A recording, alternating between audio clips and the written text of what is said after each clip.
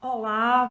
Hoje, neste episódio, irei dedicar numa questão que é colocada muitas vezes, que é o que é que eu posso financiar ou que despesas eu posso considerar nestes projetos. E hoje vou-me centrar nos projetos de internacionalização, porque naturalmente aqui já começamos a ter despesas que são diferentes, consoante o tipo de programa, não é? E portanto, para não ficar, por um lado, um direto muito exaustivo, portanto, irei hoje centrar nos programas de internacionalização. E portanto, vamos lá responder à pergunta: que tipo de despesas eu posso considerar nos projetos de internacionalização? Então, digamos assim, de forma genérica, em termos de categorias, nós podemos considerar despesas de prospecção e promoção. Eu, entretanto, já pormenorizo. Despesas de prospecção e promoção, despesas com participação em feiras, exposições, conferências, congressos, portanto, eventos internacionais, consoante o que faz sentido para o vosso negócio. Estudos e diagnósticos, portanto, estudos de mercado, diagnósticos e outras análises que sejam pertinentes para a vossa estratégia de internacionalização. Certificações específicas, desde todo tipo de certificações que sejam, desde as certificações na qualidade, todas as certificações que sejam válidas para a vossa empresa e que possam aumentar a vossa notoriedade no mercado internacional também são elegíveis. O registro de marcas e patentes, o registro e não só, a criação da marca, portanto todo o trabalho de criação da marca.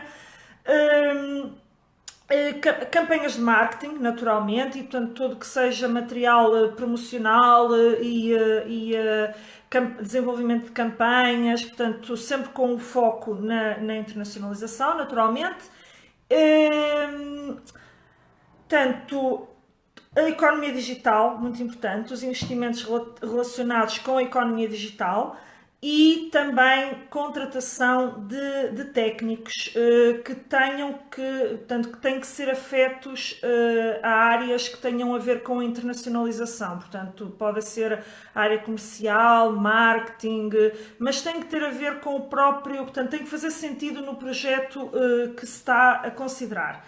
E, portanto, portanto, isto digamos que são as categorias de base. Também depois existe alguma assistência técnica que possa ser dada, desde que devidamente fundamentada e justificada. Portanto, mas digamos que isto são as grandes tipologias que se enquadram nos projetos de internacionalização. E, portanto, temos aqui, como eu estava a referir, e agora vou tentar especificar um pouco mais o que é cada uma destas grandes categorias. Eu comecei por falar da prospecção e promoção.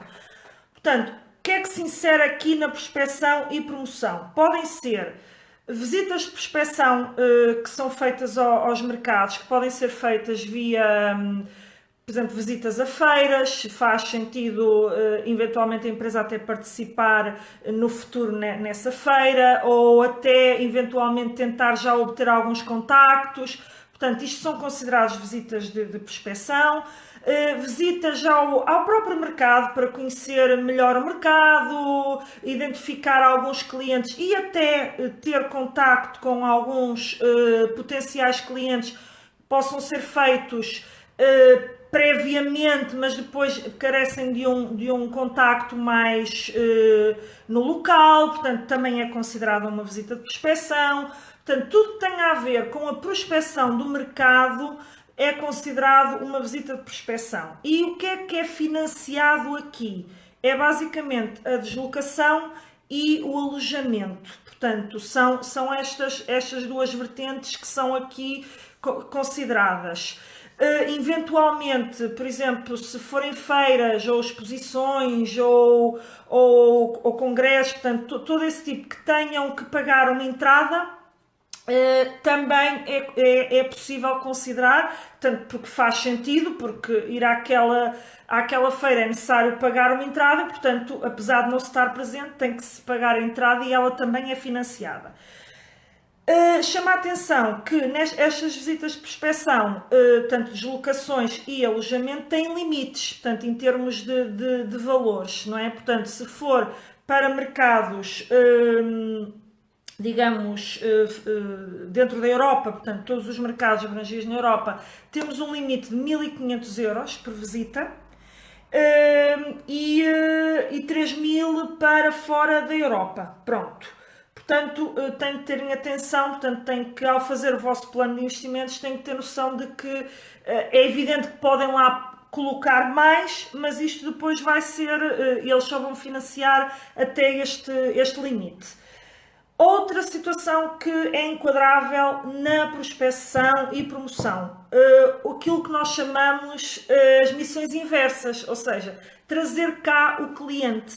Muitas vezes faz mais sentido para que o cliente conheça a nossa oferta, e isso é muito frequente, por exemplo, em empresas até do setor dos vinhos, mas não só. Às vezes as empresas é relevante mostrar a própria produção, onde é que o produto é feito, a qualidade, mostrar e, portanto, e faz mais sentido trazer cá o cliente.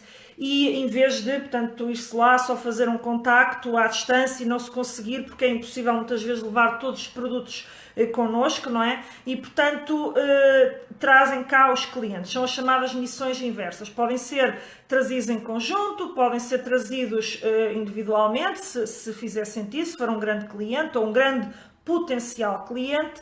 E o que é que se financia aqui, mais uma vez, é a deslocação, ou as deslocações e alojamento e as despesas associadas portanto, a trazer esse cliente cá, portanto, que a empresa tem com essa missão inversa, digamos. Depois, outra situação que pode estar aqui considerada é eventualmente a realização de um evento, de uma mostra de produtos, ou seja, a empresa eventualmente, em vez de ir a uma feira, pode fazer, por exemplo, sentido num hotel, num showroom, em diversos locais que ache relevantes para a sua área de atividade, pode fazer o próprio evento, criar um evento onde convida potenciais clientes do setor e não só, pode convidar eventualmente a própria opinião jornalística, portanto opinion makers, que muitas vezes hoje é importante porque depois isso também vai acabar por promover o produto ou os seus produtos internacionalmente, se forem atraídos jornalistas, opinion makers, especialistas, portanto há áreas, por exemplo, mais uma vez refiro, por exemplo, a área dos vinhos. É uma área que é importante estarem estes especialistas porque estamos a falar de provas, não é? E, portanto, muitas vezes faz sentido a empresa realizar o evento, financiar a realização desse evento, ao invés ou porque não há feiras do seu setor, ou porque não faz sentido para a sua atividade, ou porque quer mostrar os produtos de outra forma, e isso também se enquadra neste tipo de despesas de prospecção e promoção. Portanto, no fundo aí, lá está, no que nós estamos a fazer é promover o produto, portanto, ou fazer prospecção de mercado. É isto basicamente que se enquadra neste tipo de despesas. Portanto, depois podem surgir outras situações particulares, não é? E que desde que façam sentido, sempre tem que ser para promover o produto e ou fazer prospecção de mercado. Pronto, é basicamente daí a grande tipologia. A outra grande tipologia, aliás, é este, digamos, que eu diria que é a fatia maior das empresas que colocam aqui despesas, é participação em feiras e exposições. Pode ser feiras, exposições, congressos, seminários, o que fizer sentido para a vossa atividade e para vocês terem os vossos produtos expostos, não é? Portanto, cada atividade tem particularidades. Portanto, daí dar-se este grande nome, feiras e exposições. É um pouco para abranger tudo. Aqui, o que é especificamente financiado, não é? Ou elegível?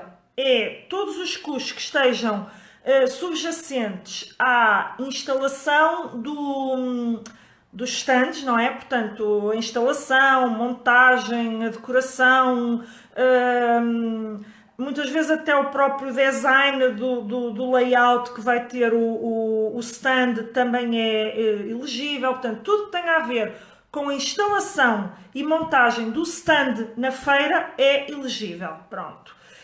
Depois, a própria, também as despesas de deslocação e de alojamento durante o período de realização da feira e os dias de montagem e desmontagem, não é? Portanto, também são abrangidos. Mais uma vez, aqui as deslocações e alojamento têm tetos máximos, não é? Portanto, é evidente que todas as despesas, se forem desproporcionais ou os avaliadores entenderem que estão fora dos valores de mercado, são suscetíveis de ter um corte, não é? Portanto, deles dizerem que as despesas estão fora do valor de mercado e ou a empresa comprova com um orçamento ou dificilmente consegue fazer passar a totalidade do valor. Mas também chama a atenção que muitas vezes durante o período de execução há uma adequação, porque depois aí vai haver faturas concretas onde a autoridade de gestão vai ver que aquele dinheiro foi despendido e desde que não se ultrapasse o valor global do projeto que foi aprovado, muitas vezes estes ajustes são feitos em fase de pedido de pagamento. Pronto, mas não me iria alongar para aí. A única despesa que tem realmente logo à partida um teto máximo é as deslocações e alojamento, portanto, e despesas de alojamento, em que para a Europa as deslocações estão limitadas por 700 euros para viagens e 250 euros vezes o número de, portanto, 250 euros por noite, digamos assim, portanto, depois isto é multiplicado pelo número de dias em que se está na feira, é o limite. Se for fora da Europa, é para viagens 1.600 euros e os mesmos 250 para alojamento. Mais coisas que se pode considerar aqui. Os custos, depois no stand. O stand depois também tem custos de funcionamento, consoante as feiras, não é? Às vezes é preciso os custos de eletricidade, podem estar inseridos no aluguer do stand, mas também podem não estar. Por vezes também há empresas que querem alugar equipamentos à própria organização, em vez de levarem os equipamentos consigo, e portanto também é inserível, portanto, esse tipo, os custos de funcionamento do próprio stand, também há empresas também que precisam de ter tradutores para falar em diversas línguas, isso também pode ser considerado nesta rubrica. Portanto, é um pouco, eu diria aqui, tudo que tem a ver com o funcionamento da feira, à partida, desde que devidamente justificado e enquadrado, é elegível e é considerado, portanto, no plano de investimentos. Estava a esquecer também aqui o transporte das próprias amostras, portanto, a empresa para realizar a feira tem que levar os seus produtos para lá. Esse transporte, portanto, pode também ser financiado. Depois, o que é que temos mais?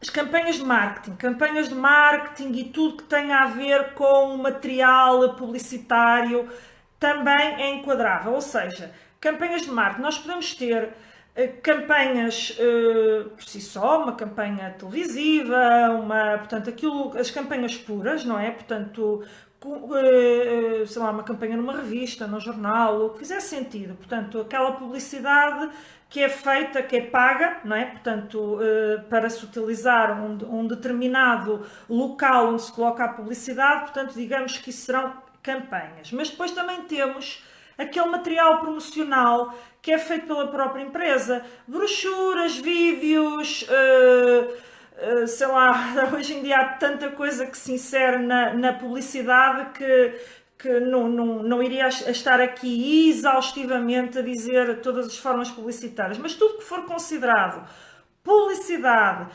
olha, até os catálogos que a empresa faz, podem ser à partida, chama a atenção que pelo menos tem que estar numa língua estrangeira, inglês ou mais do que inglês, francês, podem ter em várias línguas, não podem estar só na língua portuguesa. Isso não é considerado, não é, no âmbito da internacionalização, portanto convém terem essa atenção. Depois, o que é que se pode considerar aqui mais? As campanhas de marketing digital, hoje em dia que estão muito em voga e, portanto, aliás, eu diria que é uma tendência de futuro em termos de promoção e de publicidade. Cada vez está a tomar proporções muito crescentes, tudo que seja as campanhas nas redes sociais, o recurso portanto, a bloggers ou influencers, não é? Portanto, que sejam pagos para fazer a publicidade, portanto, tem que haver sempre, está sempre subjacente uma fatura, portanto, este tipo de situações.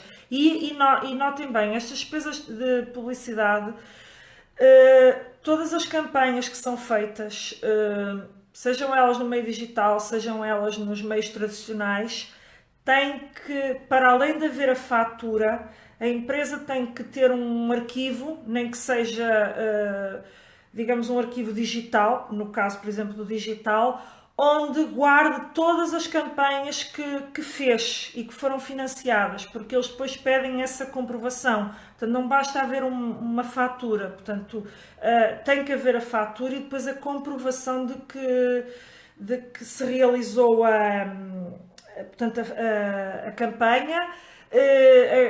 Quando são as brochuras, cartazes, etc., também ter um print, uma imagem, o que for. Portanto, é muito importante ter tudo isto.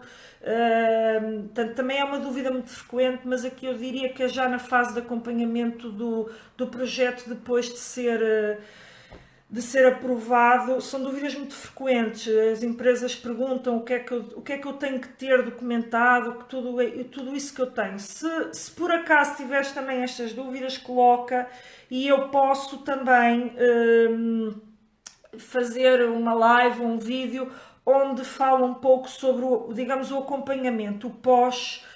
O que também não quer dizer que não vá fazer, mas isto são muitas dúvidas e pode às vezes não me ocorrer. Portanto, se tiveres essa dúvida relativa a, ok, como é que eu tenho que documentar os meus projetos para não ter problemas na fase final, não é, da avaliação da execução do projeto.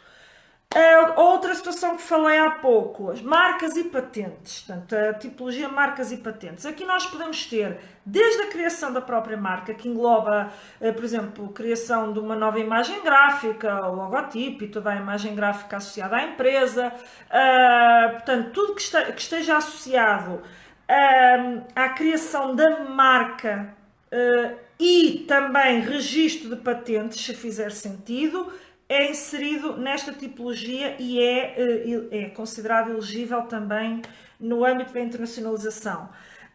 Depois, tudo tem a ver com promoção web ou economia digital, portanto, poderemos aqui usar várias designações. O que é que se inclui aqui? Tudo que vocês possam imaginar no âmbito da economia digital e que faça sentido para a estratégia de internacionalização da empresa, desde sites para empresas que ainda não têm site, plataformas B2B, portanto, desintermediação das relações com clientes, com fornecedores, B2C, que às vezes o chamado paralelismo com o e-commerce, não é? Portanto, o comércio eletrónico, mas muitas vezes há empresas que não fazem propriamente uma loja de comércio eletrónico, online, mas têm plataformas B2C porque no seu mercado faz sentido. Muitas vezes o comércio eletrónico pode ser equiparável a estas plataformas B2C. Há empresas que o que é o B2C? Há empresas que não sabem. É Business to Consumer. portanto, empresa para o consumidor.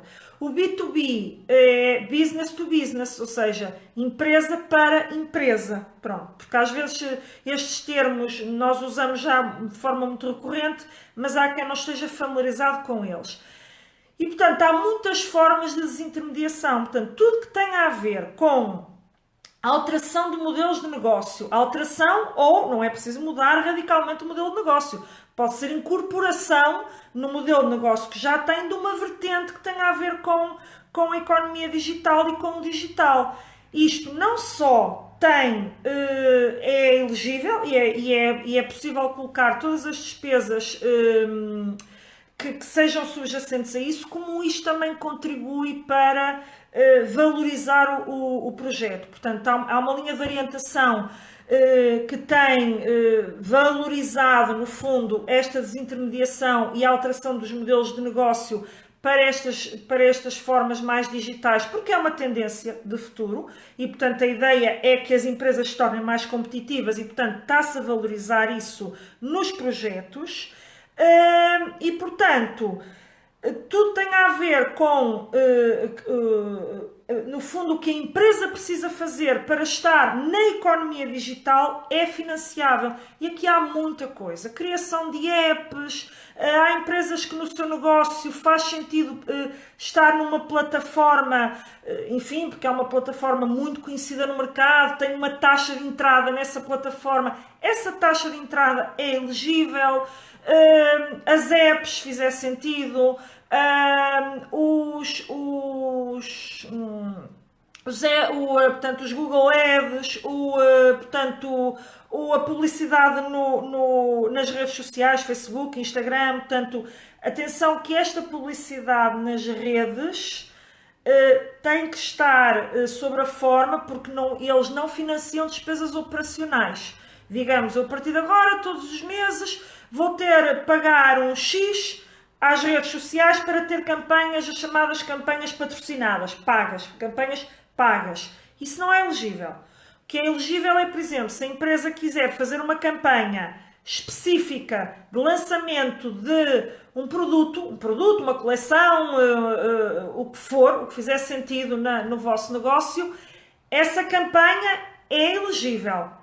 As despesas recorrentes de todos os meses eu tenho uma determinada despesa relacionada com publicidade paga nas redes sociais. Isso não é elegível. Portanto, chama a atenção, muitas vezes as empresas querem depois colocar tudo. Não, tem que estar circunscrito e fazer sentido para o projeto. Portanto, se nós estamos a falar num projeto, imaginemos no setor têxtil. O setor têxtil trabalha com coleções, muitas vezes, primavera-verão, outono-inverno.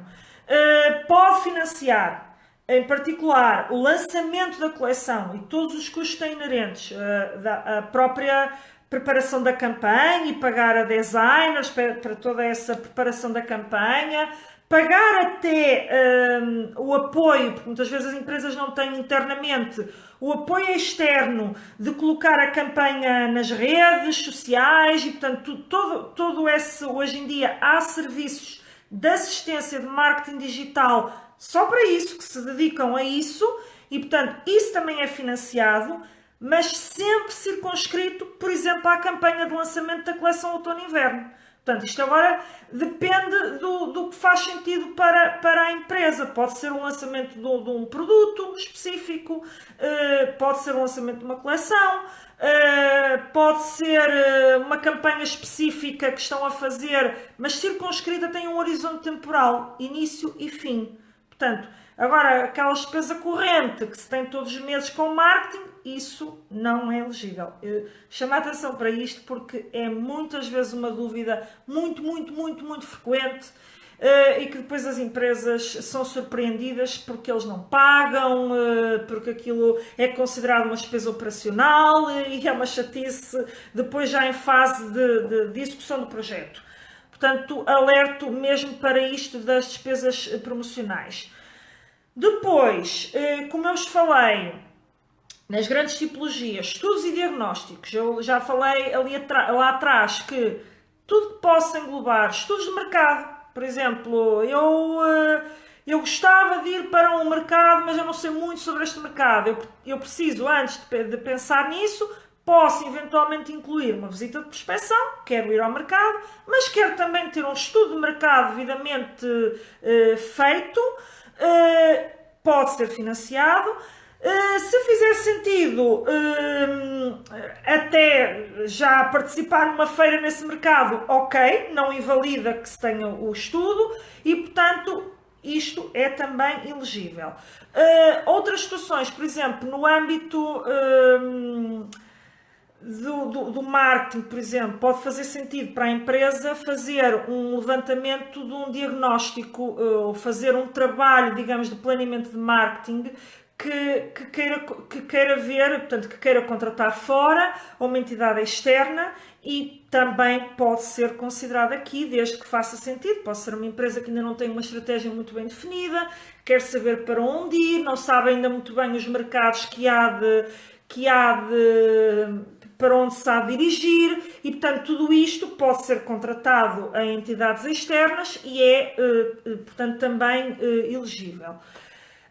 Certificações. As certificações é tudo que tem a ver com a certificação de qualidade, uma lista gigante de certificações e outras que possam não estar na lista, desde que faça sentido, mais negócio da empresa e devidamente justificado. Aliás, isso também mais uma vez é valorizado, porque essas certificações valorizam de certa forma a empresa e a sua notoriedade lá fora. Há, aliás, mercados muito exigentes a esse nível, por exemplo, o mercado alemão, não é? Que são particularmente exigentes com os seus fornecedores e, portanto, na escolha de quem compram e, portanto, as certificações podem ser até bastante importantes para se conseguir entrar no mercado. Portanto, tudo isso também pode ser. Contratação de técnicos, no máximo de 2 elegíveis, não é? Desde que faça, portanto, também mais uma vez, desde que faça sentido para o projeto. Portanto, tem que ser pessoas que vão ficar dedicadas à área, digamos, da internacionalização da empresa. E o que é isto da área de internacionalização? Podem ser técnicos inseridos no marketing, podem ser técnicos, se fizer sentido, específicos, por exemplo, quando eu digo técnicos, isto num sentido abrangente, num sentido lato, podem ser pessoas que a empresa necessite de alguém para depois fazer, por exemplo, as visitas de prospecção, ir lá fora, estar presente nas feiras, porque não tem ninguém internamente para o fazer e contrata alguém específico para depois se dedicar à implementação da estratégia da internacionalização. Portanto, isto é elegível. No âmbito da contratação de técnicos, chama a atenção que os postos de trabalho que forem criados e financiados ao abrigo do projeto, a empresa é obrigada a mantê-los, o posto de trabalho, não a pessoa, durante 3 anos após o fim do projeto. Portanto, chama a atenção para isto porque isto depois irá ser monitorizado. Portanto, é preciso também ter isto em conta, não é? Financiar agora os técnicos vão embora, não, é obrigatório manter o posto de trabalho. E também as despesas, se fizer sentido, há empresas que precisam de recorrer ao revisor oficial de contas ou até técnicos oficiais de contas para a certificação dos pedidos de pagamento e validação e, portanto, essas despesas também são elegíveis nos projetos de internacionalização. Penso que não me esqueci de nada. Mais uma vez, chama a atenção que tudo o que eu falei aqui pode haver ainda mais coisas, ou seja, as empresas têm realidades e muitas vezes quando questionam e este tipo de despesa em concreto, eu posso inserir, faz sentido, se fizer sentido na estratégia de internacionalização da empresa e se conseguirmos enquadrar numa das tipologias, sim, é validado. Outra coisa que eu me esqueci aqui de referir, muitas vezes quando se contrata aos técnicos é necessário comprar um PC, assim, portanto, equipamentos para eles poderem trabalhar. nesse caso, os equipamentos são elegíveis, só esse tipo de equipamento. E não é renovar o parque informático da empresa, tem que se justificar que é à luz portanto, para a utilização dos técnicos que vão ser contratados.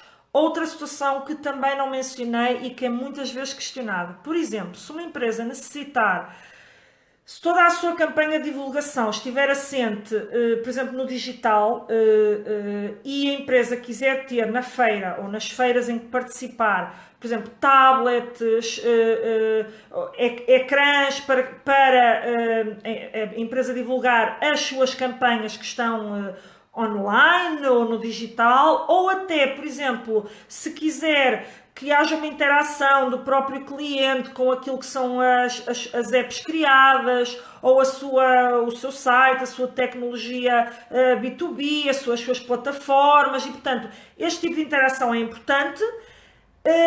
Este tipo de equipamentos que são necessários ter para mostrar ao cliente, portanto, para não haver a desculpa de que não tem, esse tipo de equipamentos também é elegível. Portanto, por isso é que eu disse, existem muitas despesas que eu posso não ter mencionado aqui, que podem ser consideradas, não é? Portanto, são tantas e tantos projetos diversos, portanto, estamos a falar assim, digamos, no cômputo global, geral, aquilo que é considerado. Pois há este tipo de especificidades, ok? Mas eu preciso de ter na feira este tipo de equipamento, caso contrário não consigo mostrar devidamente os meus produtos. Isso tem que ser considerado, caso contrário não se está a otimizar, portanto, o investimento na participação na feira.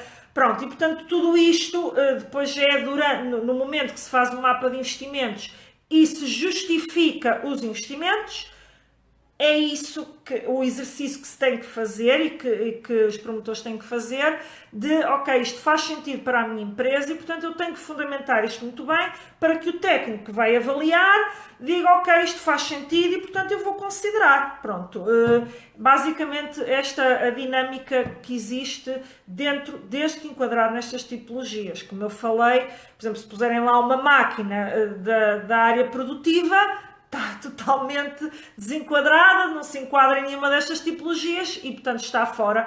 As máquinas da área produtiva têm que ser enquadradas num sistema de incentivos à inovação.